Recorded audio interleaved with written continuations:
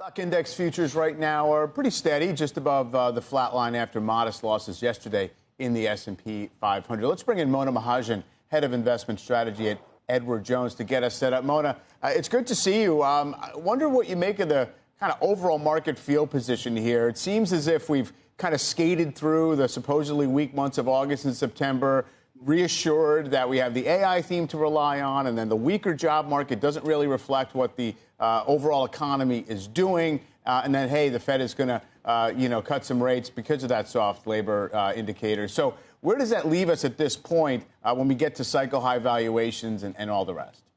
Yeah, thanks, Michael. And look, it's a good call out. We do think we're at somewhat of a unique period for investors here, where we have both the secular theme of AI and technology driving markets, but also this cyclical theme. And we do think the Fed cutting rates will support more cyclical parts of the market, especially as we look out over the next 12 months. We know that old adage is don't fight the Fed. Well, now there's another adage, don't fight earnings growth. And we are about to head into third quarter earnings growth.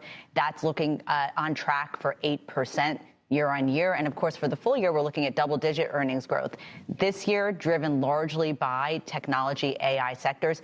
Next year, however, also double digits, but perhaps a little bit of broadening in earnings growth. We think that has a scope for broadening of market leadership as well. But I will say, all that being said, there is, of course, we're up 35% in the S&P 500. Could we see some bouts of volatility along the way? Absolutely. But we don't see the fundamental story being derailed here. Yeah, up 35+% since that low. It was the intraday low in the market was 6 months ago yesterday after that tariff panic. So a big run no matter how you slice it. Didn't we hear this a year ago, though, about, earnings growth is going to be less dominated by the Mag 7 next year, and it's going to be a broadening trade, and we're going to have a little bit of helpful rotation. It feels as if it's always on the way, but never quite there. Now, of course, earnings are growing in the rest of the market, but just not as fast. Yeah, it's a good call out. Look, it's been year 3 of the growth trade really leading the charge forward in the markets.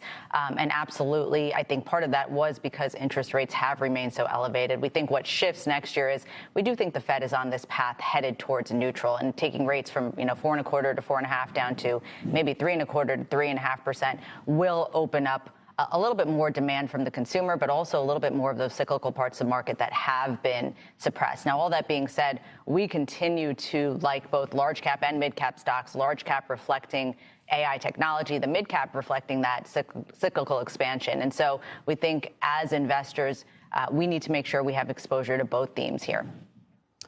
What do you make of, or what do you tell your clients to make of a lot of the chatter around the idea of some kind of an AI bubble, some kind of, lack of discipline in this investment cycle? It feels to me like the debate is between people saying this is a dangerous 1999 or 2000 moment, and others saying, don't worry, it's only 1996 or 97, as if we can possibly be precise about these things.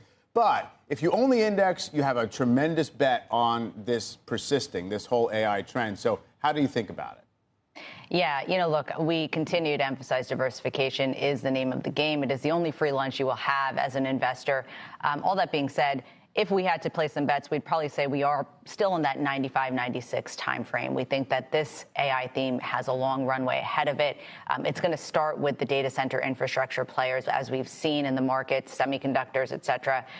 But over time, that should broaden to other parts of technology and ultimately those sectors that will benefit from the productivity gains of AI. When you think about our field, financial services or healthcare or infrastructure with robotics, industrials, materials, et cetera, that all should come to the forefront. And that's why we do think that this theme has some legs, but there's a diversified way to play it as well.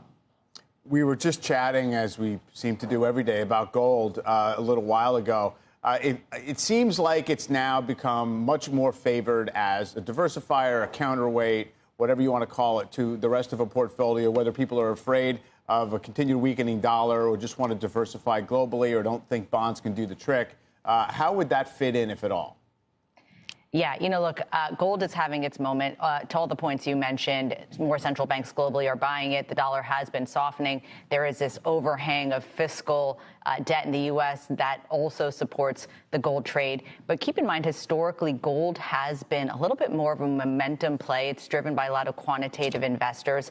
We think the way to get exposure is perhaps through some of the gold mining stocks and sectors. So if you think about Canada, all of its material sector, a large part of it is driven by gold mining, and we have an overweight position there as well. And so ways to play it, part of the portfolio for sure, but we think there's probably a more emphasis on making sure you have precious metals, industrial metals, and probably a basket of those commodities as we go through the next leg of this cycle.